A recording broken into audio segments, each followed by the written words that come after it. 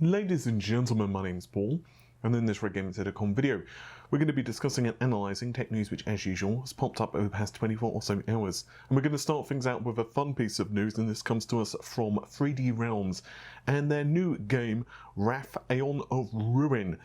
Because the company have tweeted that they've heard fan feedback and that they will be supporting, I'm sorry for the giggling, it's just so awesome, they will be supporting the 3DFX Voodoo 2 chipset for the title.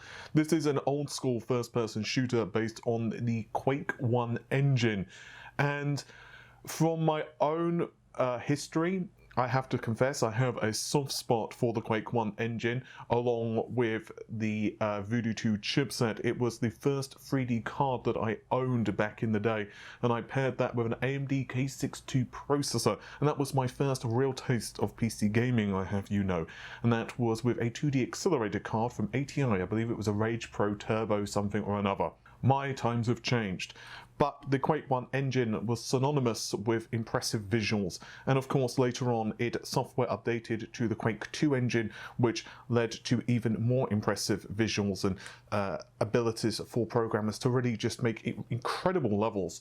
As a slight aside, I've recently done some investigation of a version of Quake 2 which utilizes ray tracing for all of the visual elements inside of it, and I was using an RTX 2080 to take a look at that, and so I'll try to remember to link it in the video description. Regardless, I actually love the fact that the 3D Realms are going to be supporting the Voodoo 2 chipset with this game, and yes, it's not, you know, the most important piece of tech news perhaps for the week, but by golly gosh is it one of the more fun pieces of news for the week. Next up, we're going to move on to some AMD news, the first of which concerns a BIOS update for MSI's motherboards for the 400 series boards. Now, this news is currently doing the rounds along the normal places, and people are really excited because they believe it means the Ryzen 3rd generation, and we can almost categorically say that this is not the case. The update that we're seeing here for the 400 series boards is instead for the upcoming Athlon CPUs from AMD. In fact, MSI actually released a press statement to confirm this very fact. Also, as an update to yesterday's video, I mentioned that according to my sources, so far the timelines that we'd previously reported still seem to be intact. In other words, we would see an announcement of Matisse taking place in June, i.e. Computex, and the CPUs to be available in retail in July. And my source said that once again that appears to be still the same, and AMD have not updated that information to their partners.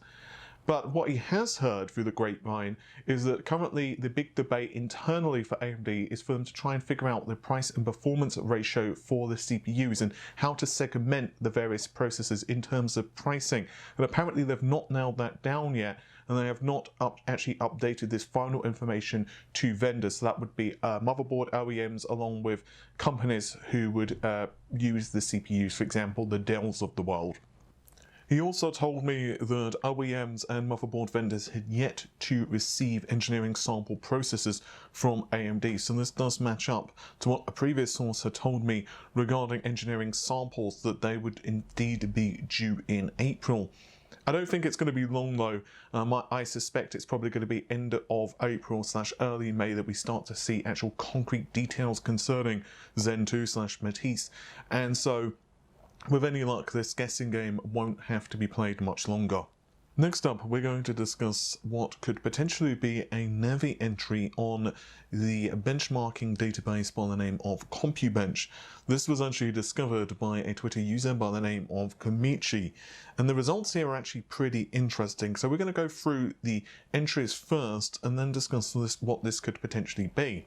So the device is listed as AMD 66AF F1, and if we were to pop on over to the info tab of this particular result, we can see that there's something very interesting on the number of compute units which are being listed.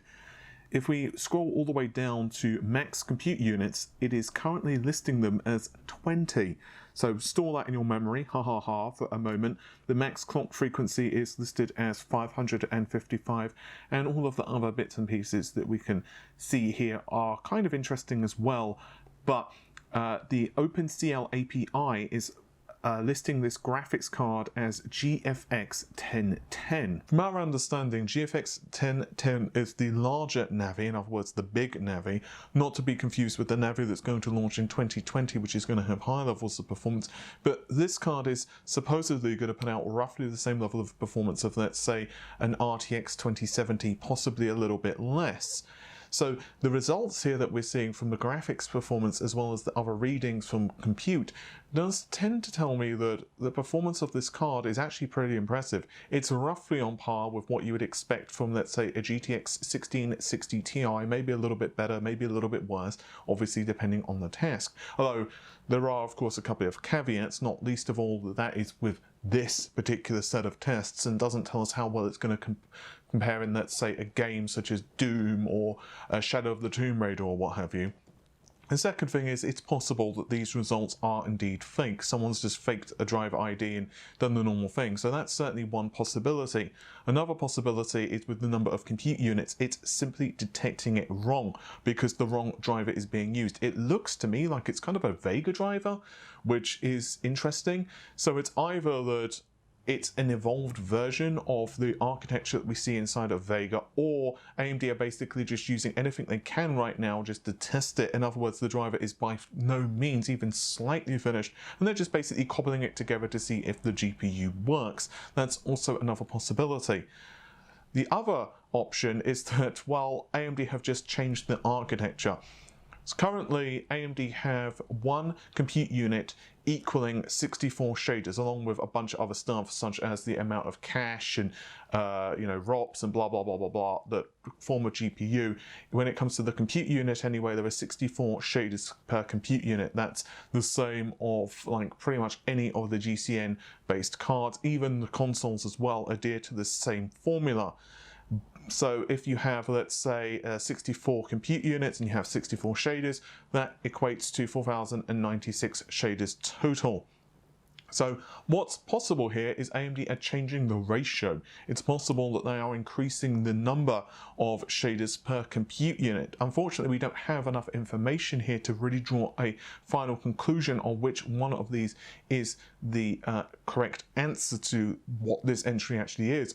There is also the possibility that we are looking at some type of APU rather than a discrete based GPU. So for example, this could be the upcoming APUs which will be for the AM4 platform, which are going to be known as Radeon, and supposedly will launch shortly after the Ryzen 3000 series CPUs. So either way, it's fascinating that we actually have these results here. Unfortunately, we can only make speculative guesses as to exactly what this architecture is. From what we do know about Navi, AMD have stated that they are looking to increase the price/performance ratio, performance per watt. So if these results are accurate, it would appear that AMD are doing just that.